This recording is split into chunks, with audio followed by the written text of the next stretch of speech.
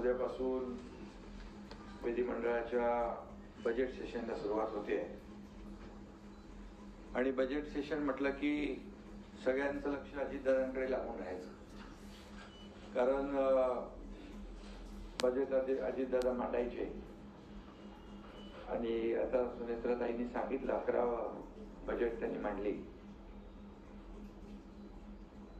पण आज दुर्दैवाने अजितदादा आपल्यात नाहीत. अजितदादांच्या दुःखाचं सावट या अर्थसंकल्पीय अधिवेशनावर आहेच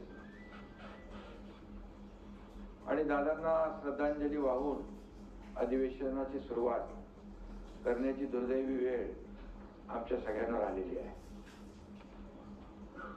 हे अनपेक्षित आहे आणि अतिशय अनाकलनीय आहे. शेवटी आपल्या हातात काही गोष्टी नसतात